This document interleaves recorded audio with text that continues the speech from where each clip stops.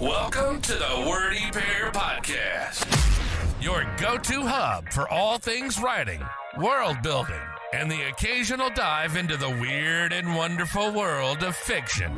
We're breaking down the barriers between you and your next great story. Whether you're a seasoned scribe or just scribbling your first sentences, we've got something for you. We'll be discussing everything from crafting compelling characters to dissecting the good, the bad, and the downright bizarre in the world of fiction.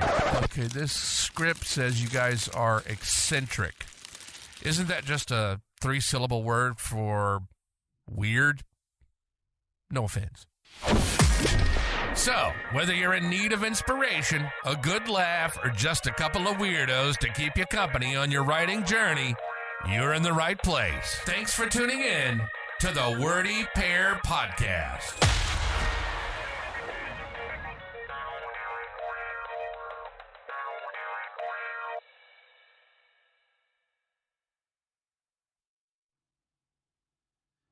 Hello and welcome, everybody. This is episode 19 of the Wordy Pair Podcast. I'm Rudy. And I'm Justin.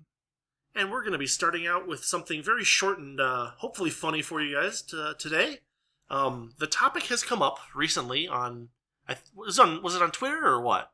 I kept seeing it on Twitter, and according to the laws of time, this is actually going to be several weeks ago by the time this comes out. That's fine. But the thing that I kept seeing pop up on Twitter was, especially in like writers' circles, people were talking about how, like I kept seeing a meme that showed people reading a book and saying, this is reading, and then reading a comic, and this is reading, and then getting to audiobooks and being like, this is also reading. Okay. I am taking a hard line on this. Listening to an audiobook is not reading. Well, okay, so here's the thing. Most audiobook consumption, I suspect, is not reading. Because what it's being used for is background noise, and attention is not being paid to it. I do not even count it. If you are listening to an audiobook, that is not reading, and I have a very good reason for saying this. Okay, for one thing, I think that the whole idea behind people wanting to call listening to an audiobook reading is that they have attached some kind of spiritual significance to the act of reading. Like you're a better person if you read. And so the people that listen to audiobooks, they're like, well, technically I'm reading too. Uh-huh. Which, for one thing, that sells audiobooks short. There's nothing wrong with listening to audiobooks as opposed to reading, if that's what you want to do. Sure. So immediately it's like, by trying to attach this same significance to the audiobook, you're selling the audiobook short by saying, well, if we don't count it as reading, then it's not as spiritually significant, or, whatever you want to call it. I'm calling it spiritually significant because I don't understand the reason people are getting uptight about this, than this is some kind of zealous belief. Listening to music can be spiritually significant, so I don't see why listening to literature could not be. My point is that you're trying to say that one is better than the other. And sure. I don't really understand that needs to be the case. Well, I think there's a distinction to be made between listening to audiobooks as something in the background and listening to audiobooks while paying attention, right? Sure, but let's give the full... Well, hold on a second. Like there's definitely a difference in there's a difference in what you're getting out of it in that sense, right? Like if you listen to an audiobook and you can't if you don't comprehend any of it, then you really haven't. Even if we were to put reading and listening to audiobooks in the same category, that still wouldn't be the same thing. That would be, I had a thing on in the background that I listened to that I didn't really listen to, but it was just there to give the language center of my brain something to do while I was performing some task or something like that, right? Like that's different from reading and in the same way that if I opened up this book that happens to be right in front of me and just kind of like flipped through the pages and like saw a couple of words on each page, that's not the same as reading either. So like there is value to paying attention to media, I guess is the point that I want to make. As opposed to just using it as something to be in the background while you do something else. Well, I mean, okay, so for instance, I work a job where There's really nobody else in the. There's a couple of people in a building. I stock boxes on shelves, and Sure. I can listen to headphones and listen to audiobooks while I'm doing that, and I can fully absorb the story. And it's like you can pay attention depending on what work you're doing, because there's a few things I do there where it's like, all right, I'm not going to be able to pay attention to this part while I'm doing this. But Yeah. for the most part, the idea is that this person is, someone's making a claim that you're sitting down to listen to an audiobook, and you're doing the same thing as when you're reading, which in terms of I'm getting a story out of it or I'm learning something from it is fine. I would say there's Sure. a little bit of nuance between sometimes you can learn more if you have the focus to be staring at the page and absorbing what you're reading versus sitting there and listening, where you have the possibility of I'd say it's easier to get distracted while listening to an audiobook. But Yeah. the point is one of it. It doesn't really matter so much that it's called reading or not. And that's where I Well, think it comes from. I do think it comes from this idea that people who listen to audiobooks want to be able to call themselves readers, which of course, go ahead. I don't care. If you consider reading, I have heard a story and someone told me a story, and it was from a book, fine. Well, well. However, hold on a minute. Let's suss this out a little bit, because well, no, if you sat down and I read you a book, did you read that book? No. I would say no. Okay, there we go. But there's more to it than that. There's an important reason why I got uptight about this, and that reason is that you should, as I'm sure you'll enjoy hearing me paraphrase. We should use words to say what we mean. And if I'm writing a story and I have a scene where someone is sitting on a train, taking a trip somewhere, and while sitting on the train, they have earphones. They have earphones in, and they're listening to an audiobook from their iPod or their iPhone or whatever. Do they even still do the iPod? They're listening to their iPhone. If I write the words, she sat on the train reading a book, what is the reader picturing? Are they picturing her sitting there with her earphones in? And this is miscommunication. This is the problem I have with it, especially coming from people. I totally agree with it on that side. Yeah. Well, especially coming from largely the people that I saw posting these memes were people that were readers and writers. And if you're a writer, and you take that stance, you're forgetting what it is you do for a living, or what you're trying to do for a living. The whole purpose of writing is to be coherent. If you're not trying to be coherent, the purpose of writing is to use the words to describe things that are happening, right? In such a way that the reader will get the same image in their head, or a similar one that you have in your head. And if I write, if I mean to say that someone sat listening to an audiobook on their iPhone, but I say that they sat reading a book, then I have, and then say hypothetically later on, I mention that there are a bunch of things that could happen later on where the reader ends up with cognitive dissonance because I said they were reading a book, but they don't have a book. All they have is an iPhone.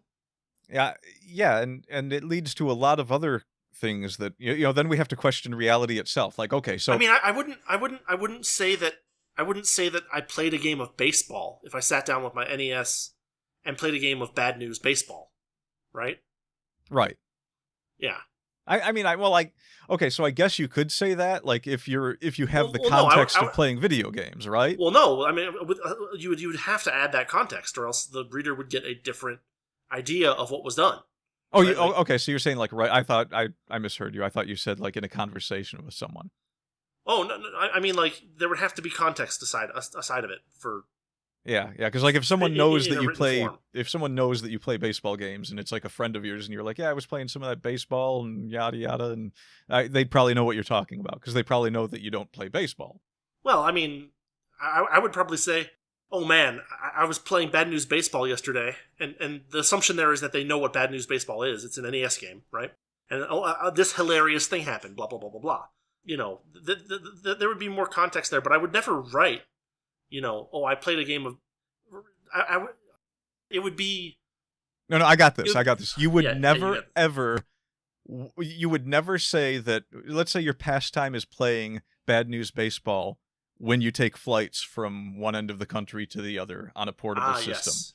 So okay. you wouldn't tell someone that you were doing a bit of Airbnb and expect them to understand what you actually mean. Right. I don't think I've ever played Bad News Baseball. It's fun. Noted. Anyway.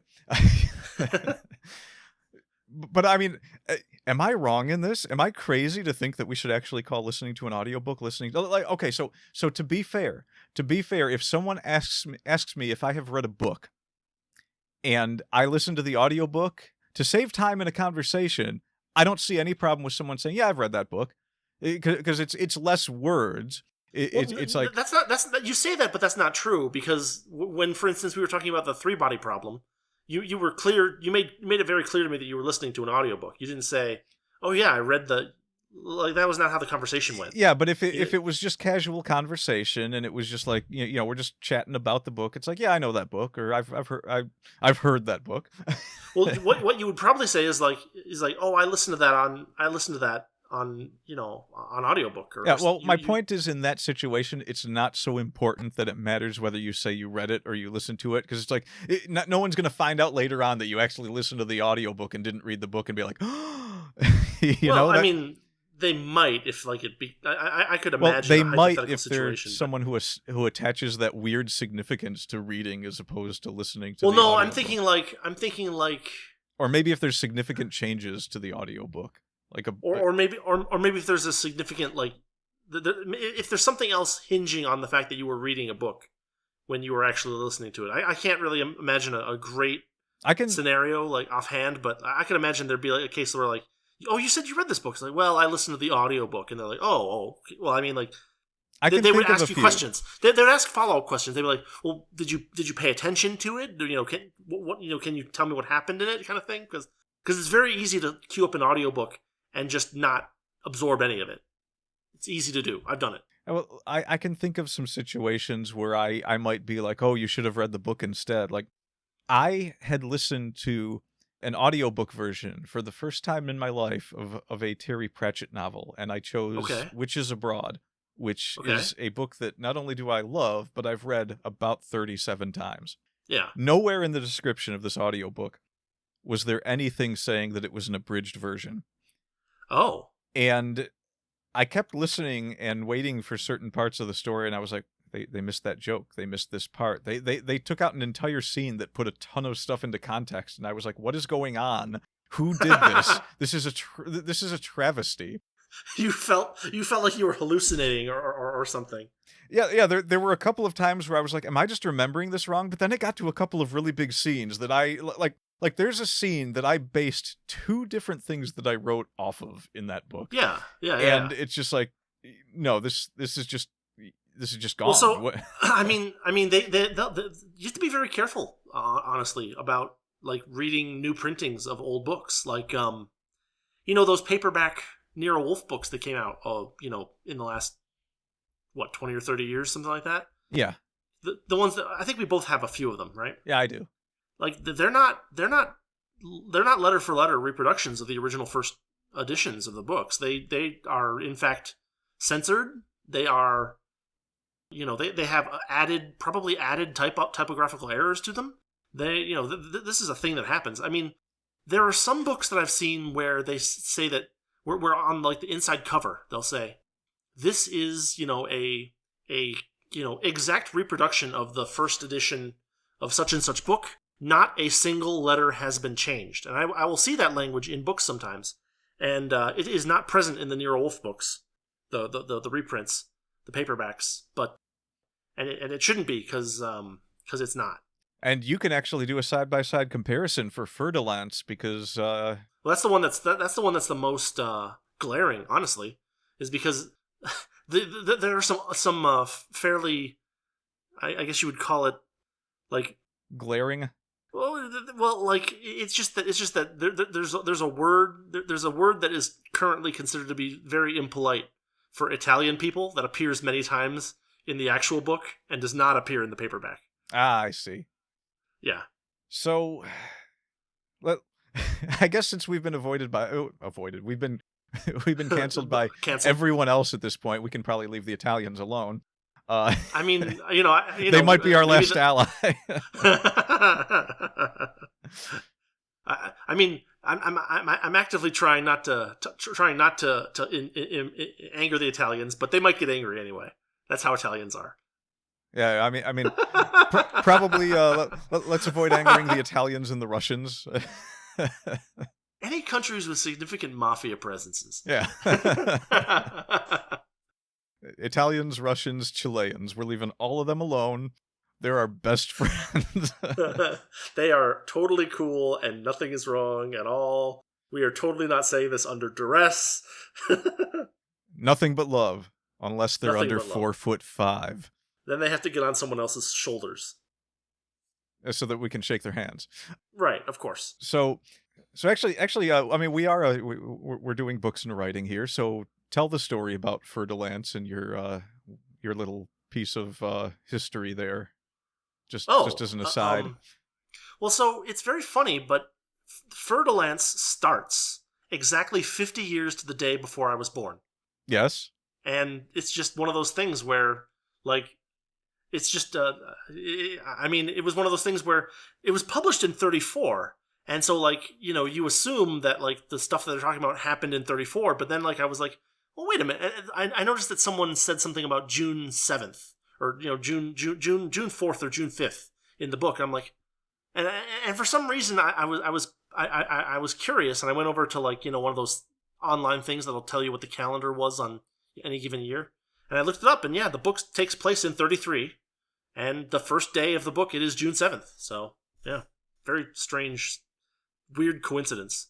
Well, is that what you wanted me to tell? I was thinking the gift that you got. The gift that I got? Yeah, the one that your dad got you. Well, I mean, my dad got me all of my first editions, so I have a fairly decent collection of Nero Wolfe first editions, and my dad got me all of those. He also got me wrong? like, I'm not sure. The newspaper is what I was thinking of. Well, yeah, there's an abridged version of Fer-de-Lance that was published in a newspaper, and I have that too. Yeah, that's what I was thinking of. Okay, so okay, I thought your dad got you that. Am I remembering? Yeah, he wrong? did. Yeah, he got me all my cool Nero Wolfe stuff. Yeah, that's that was a fun story, because I mean, Fer-de-Lance it's probably what, a 55,000-ish word, maybe 50,000 word story. Maybe a little more than that, but yeah, it's probably up in the 60 to 70 range. Honestly, it's one of the longer Nero Wolfe novels. Yeah, and it's just they put a whole, I mean, like you said, abridged version, but they put the whole book in a newspaper. So sure, that's a cool thing that more people should be doing nowadays. If newspapers were real, but if newspapers were a thing anymore, yeah. Anyway, that's just a little aside. It used to be a fun thing to. It used to be a fun thing to do. To read the newspaper, to see what's going on, and modern media has just kind of completely overwhelmed the usefulness of the newspaper as a medium. Yeah, I mean, newspapers stopped doing things like everything had to be. It was like, here's the news, and a lot of times the entertainment got like one page. Like it used to be there were 3 pages of comics, and I remember as newspapers were starting to die out. Like when I worked at the airport, I would buy a newspaper every day to read the comics. Yeah. And the comics got terrible, and they were boiled down to 1 page. And any of the interesting ones, like I was a big fan of Slylock Fox, where they would give you a mystery every week. Yeah. And it was just like, it got so bad at one point that you could tell the newspapers were only printing the comics from the people that were giving them tons of money to do so. Like Spider-Man and, what was it, Judge Harper or Parker or something? Harper sounds right, yeah. I think it was Judge Harper. The comics you didn't want to read because they were 3 panels taken out of a 20-panel comic or something. Or if they were even that. Even as a kid, I never understood that. They would give you 3 panels of a Spider-Man comic, and it's like, this is from a 26-panel comic or 26-page comic. You're getting like, it was the funniest and most surreal thing if you read it like sporadically, because it would just be like Yeah. sometimes it would just be 3 frames of Spider-Man slinging a web and taking a swing off of a building and no dialogue, and other times it would be dialogue that just had no context whatsoever. And if I remember correctly, Judge Harper was even worse. I think it's Judge Parker, actually. Really? I think I so. could swear it was Harper doesn't okay. sound right. Judge Harper sounds right to me, but I mean, I hated them, so I didn't care. They would be so bad that it would just be like someone yelling at the judge for one panel, and then the next panel would be the judge looking at them angrily, and then it would just end. It was like that meme where someone says something to the NPC, and then he stands there for a second, and then he furrows his brow at them. Yeah, it is Judge Parker. You're right. But yeah, there were good comics, and they just slowly got rid of all of the comics that were actually funny. Like Pearls Before Swine was kind of funny. Occasionally, if you caught it on the right day. Hagar the Horrible was occasionally pretty funny. Yeah. I don't even remember what all the ones were that I used to read. I mean, Calvin and Hobbes and Garfield. Although Garfield was still in the newspaper at the end, Calvin and Hobbes was long gone. I mean, they were still doing reprints in the Sunday, in the Detroit Free Press Sunday. I don't remember what I was reading, but it wasn't the Free Press. Last time I read it, yeah. Well, I mean, the last time I actually looked at a newspaper was probably in the early 2000s. I think if it was even that late. It's probably like 2010 for me. Yeah, maybe like the late 90s, where some members of my family would get the Sunday Detroit Free Press, News and Free Press, or whatever it was called. It was the big Detroit newspaper, right? And there would be the Sunday comics section, and in there I think would still be Calvin and Hobbes when I was reading it. But yeah, I mean, the Sunday comic section was special, just because it had some color comics and stuff like that. But man, that was a long time ago. Yeah, newspapers got really bad towards the end. I mean, I remember at one point it was like I wasn't even getting newspapers with comics anymore because the comics weren't worth it. I was reading like Wall Street Journal and Business Insider, and it was just like, why am I enjoying this more than the comic page? Is it really that bad? Has it really come to this?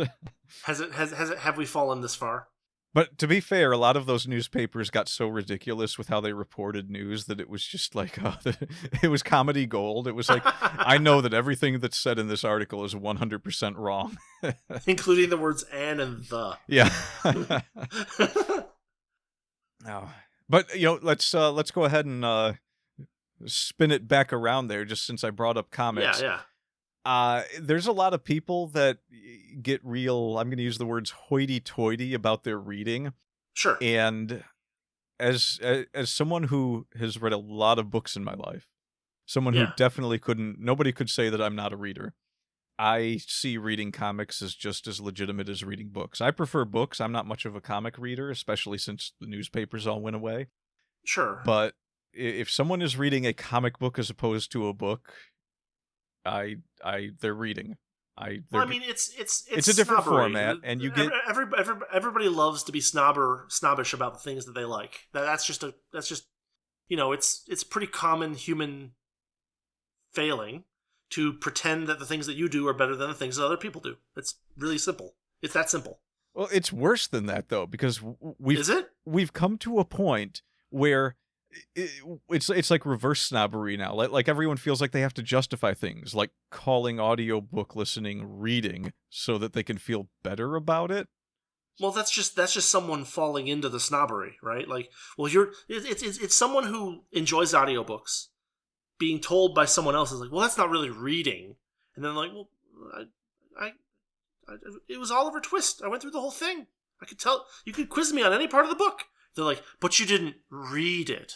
And they're like, but I assimilated the information inside the book. What else is reading but that? And it's like, well, I mean, it's like I detest snobbery in pretty much all of its forms. So this is one of those things that it's just like, I don't even like. I could rant about it, but it would be laden with profanities, and I would probably, I would probably like just start branching out into other areas of snobbery that I find irritating, like let's say food. Yeah, food is a bad one. That's another one of the things that I love is food, and when people when people like, okay, so so I actually almost got into a fist fight with a Japanese sushi chef because I told him I eat my filet mignon well done. But it's like the reading thing is just I'm in full agreement with you. I don't like the whole reading snobbery, especially since I love audiobooks. I do a lot more reading than listening to audiobooks, or at least I mean, I don't know. I think I listen to a here- fair amount here- now that I work at a place that lets me wear headphones while I'm yeah, working. But yeah.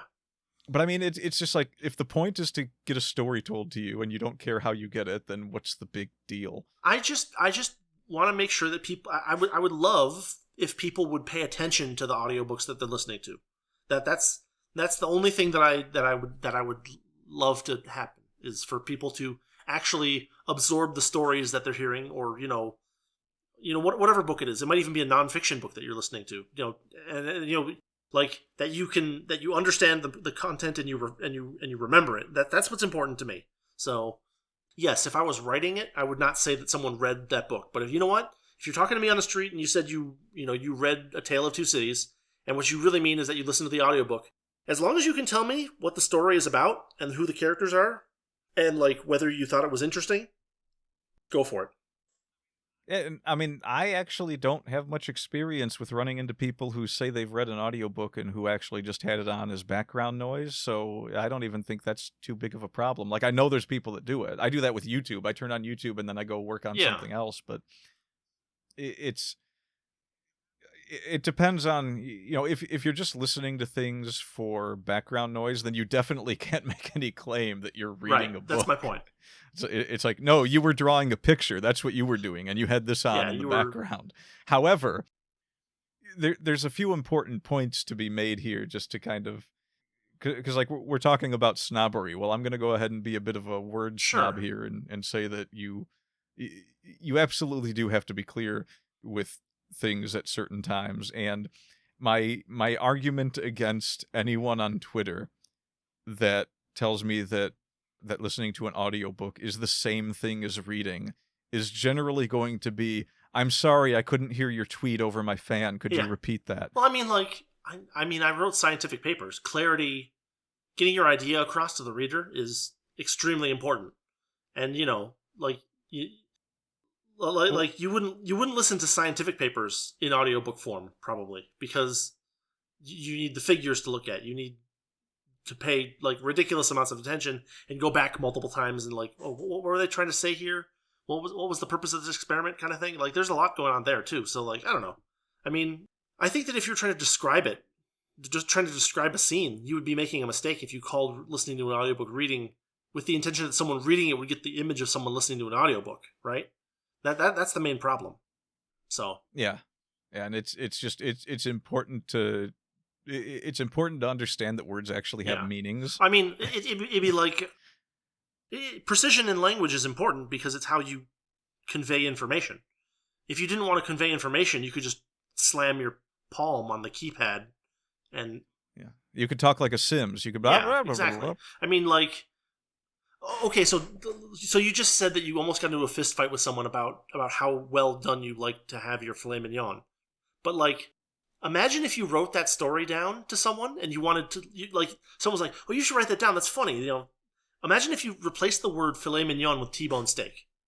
Those are two very similar things in the course of events. In the overall course of events, it's a piece of meat that you're gonna heat up and then eat.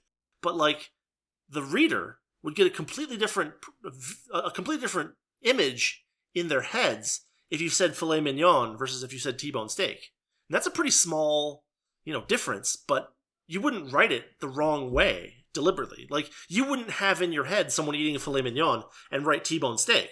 That would be, why would you bother doing that? All you're doing is writing something different from what you're imagining, and you would have no expectation that the reader would jump back from what you wrote to what you were imagining when you were writing. Well, that's a good point too. And the funny thing about that is that his argument against me eating well-done filet mignon was, you could go to the local Meijer and grab a T-bone steak and cook it well done and get the same thing. So it would actually put it in an entirely different context to call it a T-bone steak, because nobody really has a problem with you eating a well-done T-bone. People still do have problems with that, but That's a different story. Well, yeah. Well, those are the food snobs that. Well, I mean, like, there's.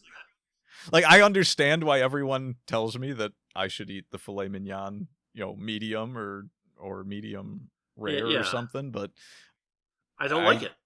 I don't like it that way. I don't. I think steaks should be cooked and should have sauces on them to be absorbed into the drier meat. But that's just me. Yeah, and that's fine. But now we've been canceled by all the food snobs. Oh, you brought up an. Yes, yeah. Well, we're not going to get through one of these without getting canceled by someone. I think we've definitely been canceled by all the sushi chefs. Oh yes. So, what is this cooking of which you speak?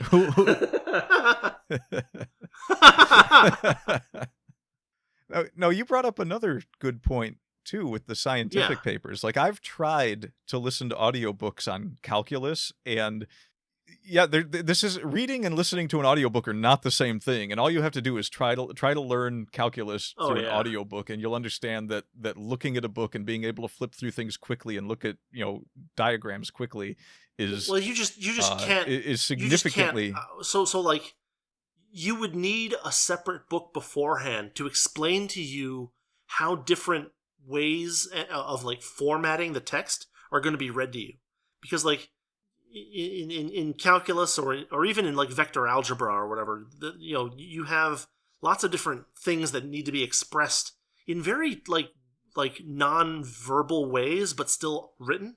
Like, the difference between a variable a and a vector a, where it has a little arrow over the top of it.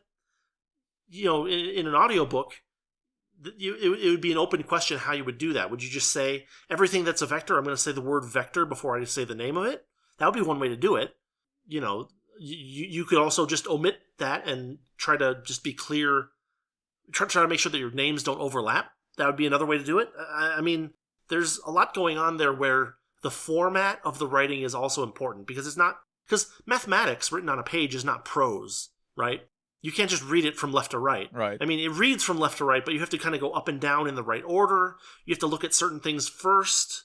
Just having a long mathematical expression with a parenthesis in the middle of it means that, I can't just read this left to right. I have to go to the middle here first, and then I have to go from left to right outside there. But then there's even like order of operations for different operations and stuff like that. So yeah, I would not trust someone. If someone told me that they learned calculus through an audiobook only format, I would probably ask them to demonstrate their ability to do calculus. Certainly before asking them to take on a task. And I would have no idea how would they write stuff down, right? Like if you don't see that, you need the little arrow over the top, like then if someone just says the word vector before they say A, are they just going to write vector A, vector B, vector C every time? That's not how you would draw that stuff, how you would put that stuff on paper anyway. There's another good point there. I've actually listened to a couple of audiobooks about computer programming where they didn't understand how to convert something into an audiobook that someone would want to listen to. There are people that write programming books that pay people to turn it into audiobooks, and the people that they pay read the books verbatim. Like, we're talking, I had a string of numbers that was 36 numbers long, and the guy read off every number. And I'm just like, what are you? You just say refer to the PDF, please, for the love of God. and okay, so here's another case example. There's a lot of people that can speak Japanese but can't read it. If you listen to a Japanese audiobook, can you make the claim that you have read Japanese?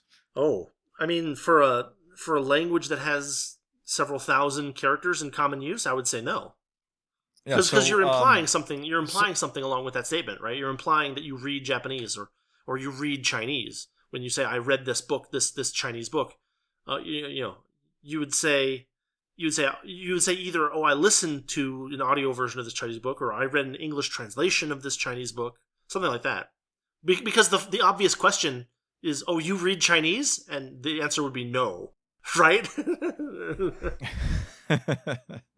Yeah, it's just a case of so there's a generalization that you can make, because I've heard the argument go along the lines of, well, did you actually get a story? Was a story conveyed to you, and do you recall the story? did you enjoy the experience and were you entertained by it? All those things. It's like, if all of this happened, then yes, you read a book. And it's like, well, okay, I can watch a movie, and I'm not going to say I read a book when I watch a movie, but also that's, you can take the generalization and say that you absorbed material, and that's fine. And like I said before, if you read an audiobook, or if you listen to an audiobook and you say that you read the book in casual conversation, there's nothing wrong with that. I have a great example for you, actually. But The Princess Bride. The book is entirely different from the movie. In the sense that it adds a bunch of content that isn't in the movie. And it has a bunch of stuff in there that changes the tone of it quite a bit. I mean, the content of the movie is in the book, but the content of the book is not in the movie. So if I ask someone, have you read The Princess Bride? And they said yes, and by saying yes they mean I've watched the movie, then in fact they haven't done the thing that I'm asking whether they've done, because they don't know about the whole, like, the fake footnotes and stuff in the book, which is what I'm trying to get at, right? Yeah.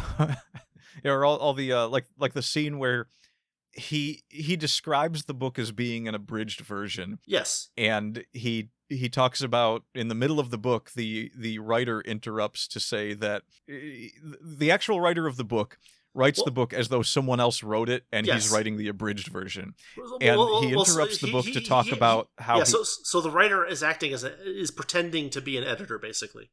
Yeah. Yeah, and he did a scene where he talks about how he removed 80 pages of Princess Buttercup packing bags, which was supposed to be the author's parody on the aristocratic culture and their material possessions, and like a joke on the times. But he described it as being 80 pages long, and he's just like, yeah, I just removed all that.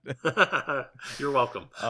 And that's not in the movie anywhere. No. And the book doesn't have any of the scenes with Peter Falk talking to, oh God, what was his name? Kid? Yeah, kid person. I forgot his name, but whoever he was. None of that is in the book. That's just their way of getting across the idea that there's like a third person involved, kind of like the editor thing in the book. Well, it's a similar thing, but it has a totally different. It's a very different. There's very different dynamic. Very different dynamic and a very different tone to it. Like the Peter Falk parts are like funny, but they're not like dry funny. They're the author pretending to be editor stuff is exceedingly dry humor, and it works really well in the book. So it's just worth noting that's.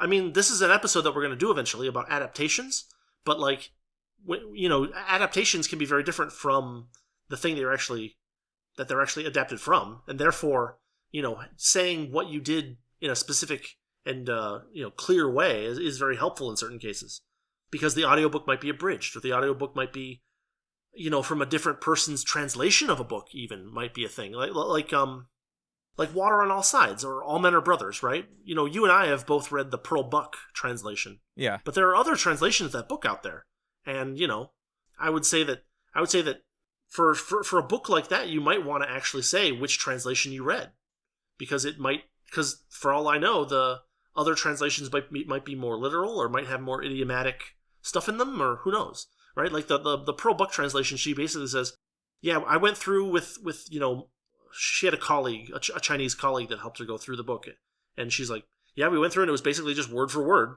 That's how we did this book, and you don't have to translate something that way necessarily. Yeah, and then it's kind of like, I mean, again, it goes back to, like, if you read the translation, did you actually read the Chinese version? Well, maybe not. Like, she says it's word for word, but another version might not be word for word. Yeah, or there might be idiomatic bits in the original that didn't get translated well to the English. There's all kinds of things like that. So I mean, there are things that are almost impossible to translate directly without not getting the point across. Yeah. God, I'm trying to. I know I ran into a Japanese example of that recently, but it slipped my mind. But no, I mean, I think, even playing devil's advocate here, I'm trying to see, like, what the point of the argument is, and other than other than the point is to get thing, the spiritual brownie points. Yeah. Yeah, other than the snobbery thing, I don't understand the point of even making the argument. It's just like, okay, you listened to an audiobook. Cool. Was it a good book? All right, awesome. That's great. I'm not more impressed if someone read the book than if they listened to the audiobook. A lot of times it's just like, yeah, did you like the story? Yeah. And I think there's something I think there's something weird about, if there's a person out there who listens to 1,000 audiobooks and walks around with a monocle and a top hat and says, I am an avid reader. It's like, avid readers don't do this.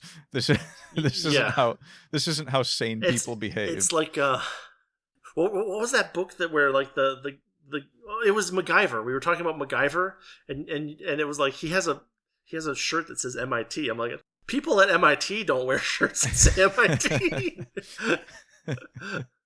Well, that was the newer modern version of MacGyver that wasn't MacGyver. The Spy Man. Yeah, Spy Man.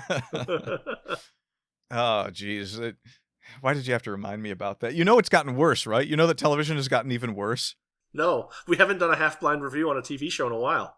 There are shows out there now that make Iron Fist look like a masterpiece. Well, I mean, if we need content for your YouTube channel, you just let me know, and I will gladly listen to you commiserate about horrifyingly bad television shows you've watched.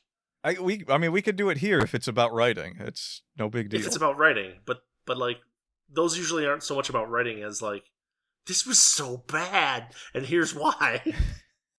It can still be entertaining, but entertaining, yes, but I mean, maybe we'll see.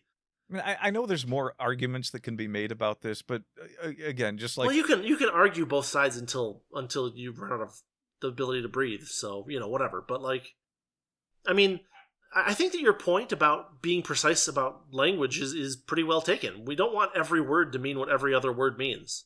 Yeah, and because it makes it impossible to actually get a point across. Yeah, reading should not mean listening, and listening should not mean reading. Now you could probably make one argument that I could think of off the top of my head, that reading can be interpreted like in terms of someone reading a tarot card or reading a room. You can say that it has a broader meaning. But that's just idiomatic. But that's like, it's not only idiomatic, but it's the lesser definition of reading. It's not the one people are generally using when they use reading. And well, no. You gave two very specific examples. You gave the example of reading tarot cards, which, I mean, if you like, a person would be insane to hear that and imagine someone looking at a tarot card and reading the word on it, and that being what you meant. And then there's reading a room, which is pure idiom, like because you're not really reading the room. You're, the way that you would say that, explicitly would be like, oh, I was paying attention to the atmosphere in the room. That's not the same.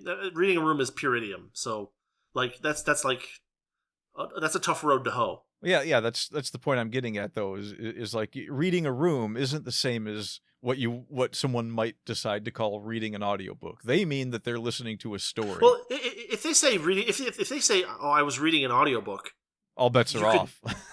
well, like, now you don't have that confusion anymore. It's like, oh, you mean you were listening to an audiobook? Yeah, but I prefer to call it reading because it's a book. It's like, okay, buddy.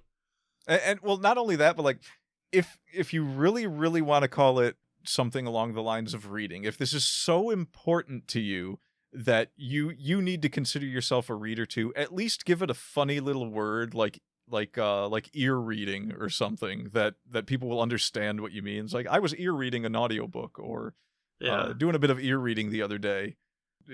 I don't know. It's just be clear. At least be clear-ish. Well, I mean, I think we both agreed that you can be less clear in conversations, but if you're writing something, you need to be clear about what's happening. Yeah. You want the image you want to transfer the image in your head to someone else's head reasonably in kind of like a reasonably accurate way. And if you use words to mean things that the other person isn't going to pick up on, then you've got a problem. I think that's easy enough to say. we make all kinds of shortcuts when we're talking that we don't do when we're writing. And I think it's important to recognize that those are two different things. And that the goal of writing is not to be vague and have the reader come up with some completely different. I mean, we're not James Joycing it here, right? We're trying to actually write something that means something. So there you go. Is there any more to be said? now we've been canceled by all readers of James Joyce, and I'm okay with that. I am 100% okay with that.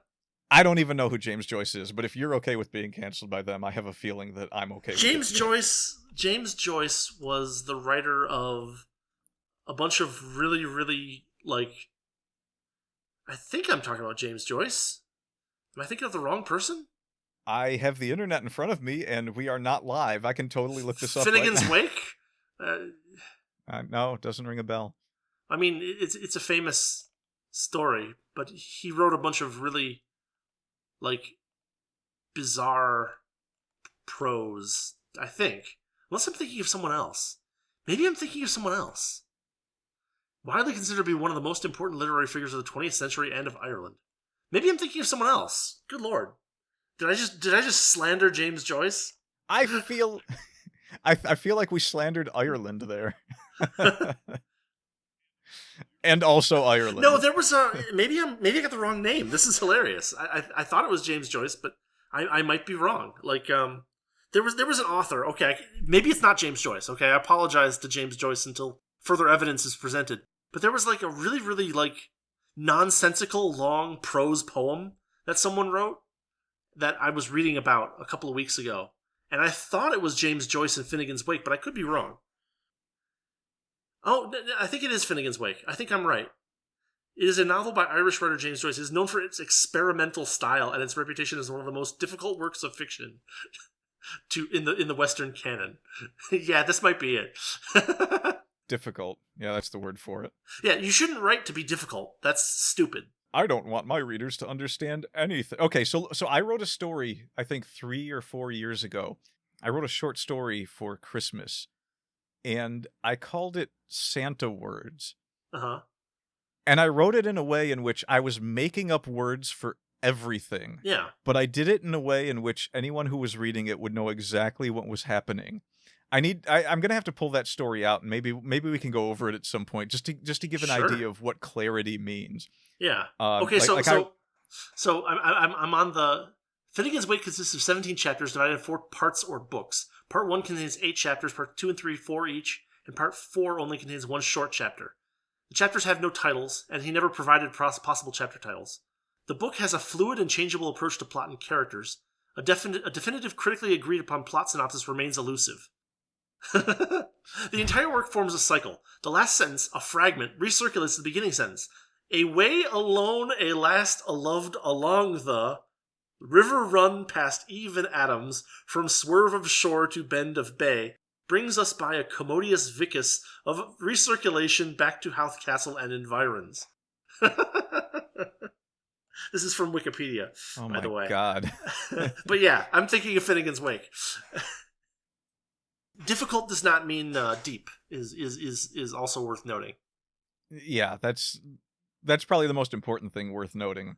I'm not going to say that I can think of any really big case examples off the top of my head, Evangelion, but I think that it's important to note that just having something that's confusing and difficult, well, without any with Evangelion, it's not even confusing. It's just the illusion of being confusing. Yeah.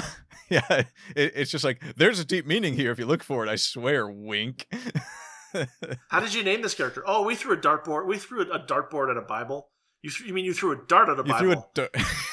No, we threw a dartboard at a Bible. Oh man, that's good. Yeah, write to be clear. Don't write to be unclear. Only the snobs will like you if you write to be unclear, and the snobs aren't worth listening to. And also, if you're writing fiction, and you're not trying to entertain people, well, I mean, why? I want to know first. If you define entertain broadly, I mean, romance novels don't entertain in the sense that you're using a very broad definition of entertain. I imagine, but I don't know. Apocalyptic fiction doesn't entertain. What's his name? Neville Shute's book, On the Beach, does not entertain. It is one of the most, soul-crushing books you'll ever read, but it's still very good as a book. Yeah, I mean, that kind of is... that you can kind of count that as entertaining, maybe. Like, I don't think entertaining necessarily has the context of everything having a happy ending per se. I mean, I thought Bartleby the Scrivener was entertaining, and that was Bartleby the Scrivener is a comedy with a tragic bullet point at the end. Well, I mean, it's a tragic bullet point throughout. Not really, because I don't know. It was short enough that it was clear to me that the author was having fun about the idea when he was writing it, right? As opposed to like you're not, at no point do you feel like, oh, this poor Bartleby character, I empathize with him so much, and I just want to cry because of these horrible things that are happening to poor Bartleby the Scrivener. You understand that this is something written tongue in cheek, and therefore you're not supposed to necessarily empathize with the characters. You might sympathize with them a little bit, but you're not supposed to empathize with them. Because all right, you sold me on it. Yeah. I'll retract that. I'll say that rather than at least try to entertain, because my thinking was like, even if you're going to write a story that's showing maybe what someone's going through in like a really depressing time or something, yeah, at the very least you should want to draw them into that. Oh, sure. More sort of what I meant, but for the sake of clarity, we won't use the word entertaining there. That's Instead, right. I'll say, dear authors, it is okay to entertain people. Yes. Please do so sometimes. Please, I'm begging you. For the love of God, I just want to find new authors that I can sit down and read and enjoy. Oh my God, just entertain people. Yeah. Put on your circus cap. My God, do it. Put on your circus cap, play Baby Elephant Walk, and get writing. I try so hard. And everyone ends their story on a depressing note or doesn't finish their story. Like I like to write stories where I don't finish everything, but I finish the story that I'm writing. Yeah. I don't just say, okay, all this stuff happened and now this guy went home but it's like he didn't do anything that warranted the hero's journey. Well, not every story has to be a hero's journey, but yeah. It doesn't have to, but I read a book. It wasn't a bad book, but I read this book where this guy was sent out to investigate something that was happening near the sun, and he goes out and he does so, and none of what he's looking at actually gets resolved, and then apparently a war starts in the background, and he just goes home, and I'm like, is there a second? Is this a trilogy? It's like, no. Okay. So, well, did you just say, you know what? I'm going to say it's a book, and I don't feel like being a writer anymore? What happened there? Don't even get me started on like the stuff that ends up on Netflix where it's like every single chapter in a book has to end on a depressing note because they know that every single show on Netflix also has to end on a depressing note with depressing music playing. Yeah. I won't even open that can of worms again. I know we've touched on my feelings on that before. We've beat that can of worms to death. I'm mixing metaphors again. And those worms weren't even fishing worthy. They were not. They had a problem. We'll just put it that way. I have read a few authors who like genuinely wrote to entertain their audience. Yeah. Here and there, but the amount of sludge between. Well, I mean, which is to be expected, but it's really. I mean, this is one of those things where we're actually just an aside for the audience. We're probably going to do an episode on some of the like old Gothic horror stuff, like Dracula, Phantom of the Opera, Frankenstein kind of things. And, like, those books are incredibly entertaining. Like, they pull you in and you want to know what's happening next. And, not every moment has to be some kind of massive emotional thing. They have emotional points through them, but, the parts that are more placid are also very interesting sometimes, so. Yeah, well, I mean, I'm like a couple pages short of finishing Phantom of the Opera, and by pages I mean you're reading it.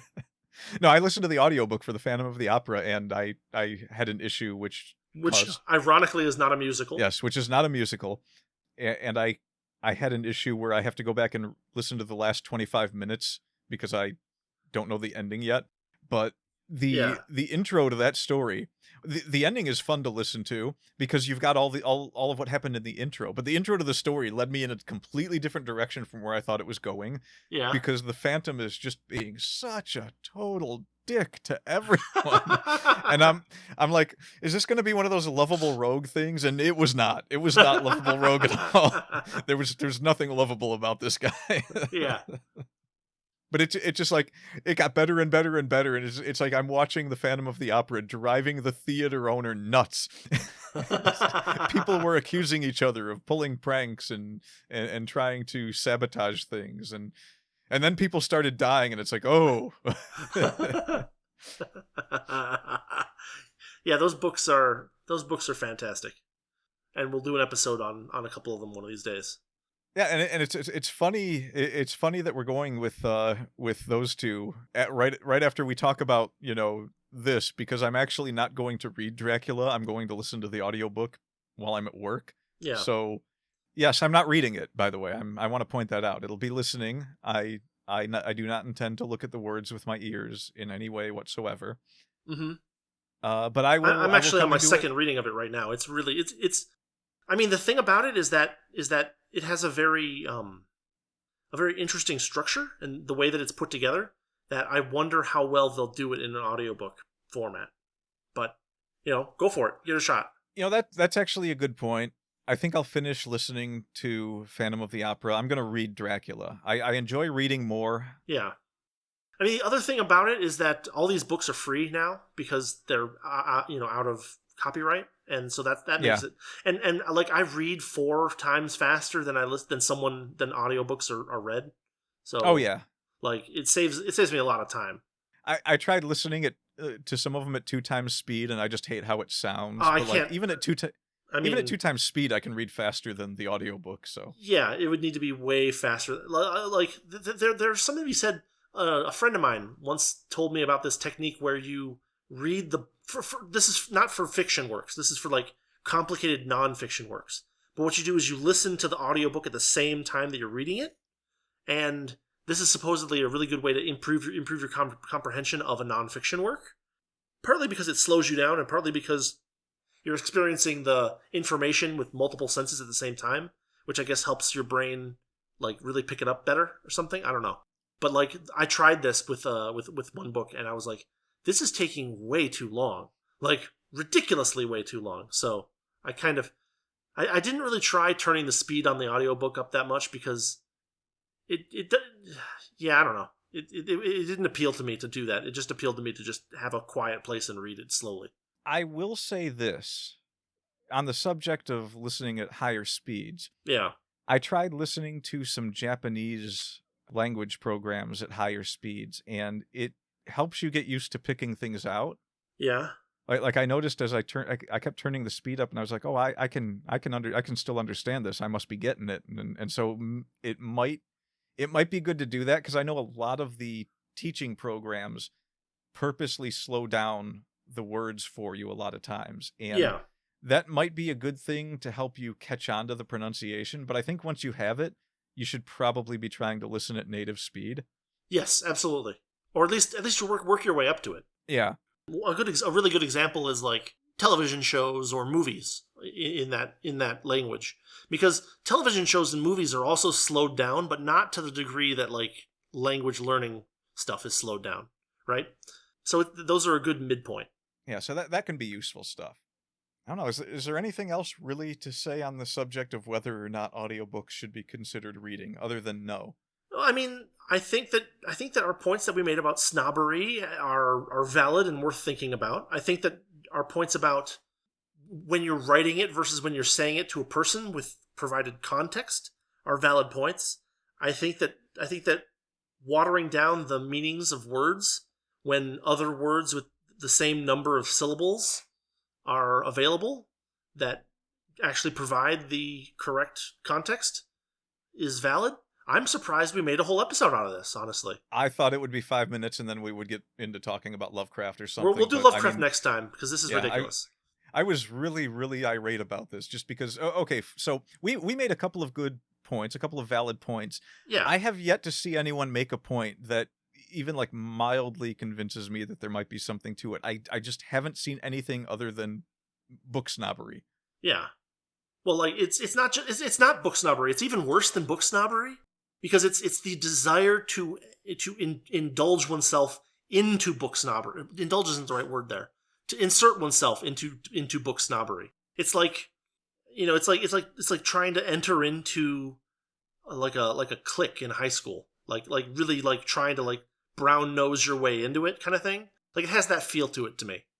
And it's funny because there's like no click either. Because there's like, a click, right? Like there's the literature click. The click isn't anything anyone wants to be part of. Right. Well, that's not true because we were just discussing this recent lady. Some random lady was like, "If you haven't gone to college to write, you shouldn't be writing." And it's like, wow, what an idiot take that is. But that's the book snob click. I'm gonna tell a lie here and say that I don't normally like to toot my own horn. Yeah. But I will put my writing up against anyone that spent 4 years in creative writing in college, any day of the week. You know what? I'm a crappy writer, and I would do that. Like I literally, as an engineer in college, won a writing contest against 4 other people that were going for English majors. So I don't know if there's any. These people in order to be concise, to use the words to convey my meaning as strongly as possible. Blow me. All right. That's my thoughts on what that woman said. Is just like, no, your college education is showing, and it's not impressive. This is doing the opposite of what you think it is doing. Like you had to have gone to college to make a point that dumb. Yeah, you had to have been educated there. In order to say something. In order to be educated and smart enough to come up with something so profoundly out of touch and idiotic, you pretty much have to have like an underwater basket weaving degree up over your desk. Yeah, basically. Oh, that was fun. All right, episode 19 of the Wordy Pair. Surprisingly, entirely about whether listening to audiobooks is reading, with some side issues. I'm Rudy. And I am Justin. And we are signing off. See you next time for some Lovecraftian gushing, mostly by me, probably. Later. Probably.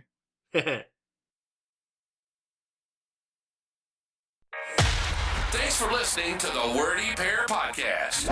Our passion is all things writing, world building, and getting into the weird and wonderful world of fiction. We hope you enjoyed our unique takes. If you did, make sure to like, rate, review, and subscribe to get your weekly dose of writing weirdness.